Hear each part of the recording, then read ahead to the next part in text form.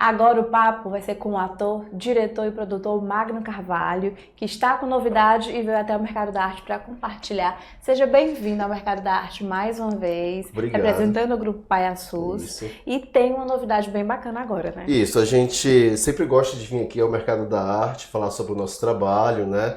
Falar sobre as nossas ideias, divulgar os nossos trabalhos. E a gente veio aqui falar sobre um trabalho que está em processo de criação, de pesquisa, de encenação. É um novo trabalho do grupo, né? Nós já tivemos e divulgamos aqui já A Idade da Terra, que é com texto e direção de Beto Menezes. A gente já veio aqui falar sobre A Cidade dos Invisíveis, que também é com texto e direção de Beto Menezes. E agora a gente vai falar sobre João, a plantação de feijão e a bicicleta, que é o texto de Beto Menezes e com atuação, direção e encenação minha, né? É um projeto que surgiu desde a pandemia, logo naqueles momentos onde a gente, enquanto artistas, tinham somente celulares e a ideia, né, para a gente sair dos nossos quartos e transformar os nossos quartos em estúdio, né?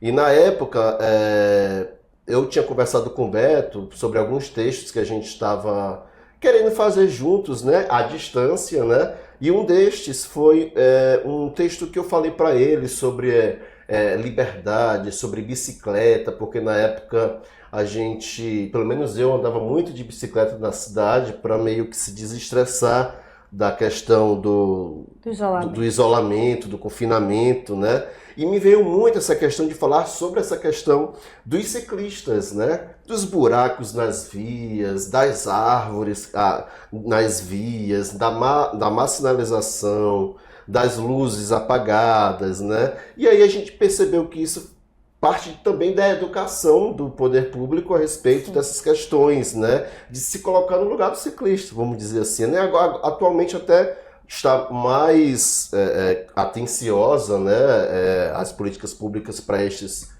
estes usuários, né? De bicicleta, mas ainda temos estes problemas, né? E na época foi muito, para mim, a flor da pele isso, porque eu vivenciei quase todos os dias até para me exercitar as vias de Fortaleza, né? E até levanta a questão de quem é realmente ciclista, né? Porque às vezes a pessoa está fazendo ciclismo por esporte uma vez perdida, outra vez está um trabalhador indo pro corre, então tem até essa diferença também, né? Com certeza, e no nosso caso é uma criança, né? A gente ambientalizou, trouxe a bicicleta e trouxe um personagem que é uma criança, né? Que está muito a fim de conhecer o mundo, né? Conhecer o mundo através de uma bicicleta, só que ele não tem essa bicicleta, né? João, né? Ele mora no interior do Brasil e os pais trabalham na roça, né? Na plantação de feijão. E o sonho dele é ter uma bicicleta para ir para a escola, para voltar com energia para ajudar os pais na roça. Porque são 40 mil quilômetros, né? Que ele tem que percorrer de sua casa até a escola, para depois voltar mais 40 quilômetros. Claro que metaforicamente, porque 40 quilômetros é muito quilômetros, né? Mas vai que tem uma pessoa assim no interior que precisa também andar tantos quilômetros para ir à escola, né? E ele não desistiu dos seus sonhos. Ele sabe que a escola é o local do conhecimento e tal, né? Aí um dia ele estava indo para a escola, né? Encontrou um viajante, esses que pedalam o mundo em duas rodas, né? E daí o viajante percebeu no menino que realmente o menino queria muito essa bicicleta. Teve uns diálogos, né? Onde o ciclista, esse viajante, fala todas as culturas por onde ele passou, né? Fala sobre as culturas do Oriente, do Ocidente, da Europa, da América do Sul. Fala todas essas culturas para o menino se vislumbrar ainda mais, né? A respeito de que uma bicicleta proporcionou tudo isso a esse viajante, né? E daí a gente trabalhou essa questão, né, do texto, lapidou o texto, e durante a pandemia a única opção que nós tínhamos eram os celulares, né, como eu tinha te falado.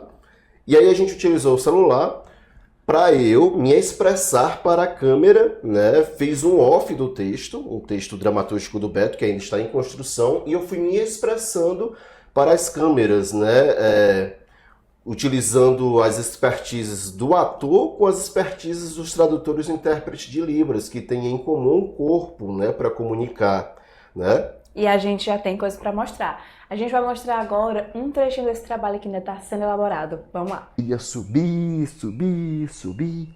Queria finalmente ver o que tinha atrás daquele alto. sentindo o vento no rosto e os pés no pedal, experimentava a liberdade de se soltar em uma bicicleta rumo ao topo. Finalmente chegou lá. Seus olhos arregalaram quando viu aquele gigante diante dele. Era um mundão de caminhos e possibilidades, um mundo gigantesco a ser explorado. Esse era o gigante que João tinha que vencer. João pensou: preciso me preparar para vencê-lo. Pensou na escola e o quanto teria que se fortalecer, estudar e pedalar, estudar e brincar, e estudar e plantar feijão. João jamais esqueceu esse dia, que um homem, no meio do seu caminho, como um anjo ciclista a viajar pelo planeta, o ajudou na batalha por seus sonhos. E como seu encontro com o mundo no alto das montanhas lhe fez ver como é gigante e possível suas aspirações. Uma história então terminou, mas não tem problema, a vida nos ensina. Se uma história termina, a outra já vem lá. Muito bacana, né, gente? E o mais legal é que isso tudo ainda está sendo construído. Está tudo sendo construído, e o mais interessante é que para mim o formato ideal dele é no teatro, né? Mas a gente iniciou este trabalho no cinema, né? E por que você acha que o teatro é o ideal para ele? Porque eu acho que já a presença percorreu um do pouquinho, público, né? a presença do público, eu acho que é importante para essa encenação, e esse pensamento de uma comunicação atitudinal da cena com o público, né? A gente quer comunicar tanto para ouvintes como para não ouvintes, né? De que forma se dá isso, né? A gente, durante a nossa primeira experiência audiovisual, a gente colocou legendas no filme, né? Mas eu percebi também que as minhas expressões faciais, como vocês perceberam, também comunicam, né? E eu me comunico com a minha leitura, né? A gente tem essa questão do universo da palavra e da leitura ainda nessas caminhadas de experimentações iniciais do espetáculo como muito importante, né? Porque a palavra, a leitura, se torna muito importante para que as minhas expressões faciais se tornem mais claras para o público, né?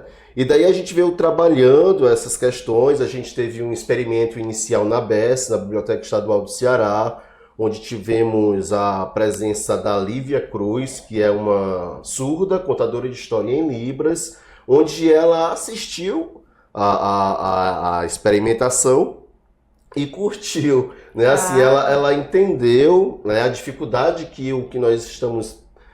É uma linguagem nova nesse sentido, né? Esse esquadrinhamento, essa busca, né, dessa comunicação que prescinda de palavras, que una as expertises do Tios, que é o tradutor e intérprete de Libras, com a expertise do ator, né? Tendo nessa questão o corpo para comunicar.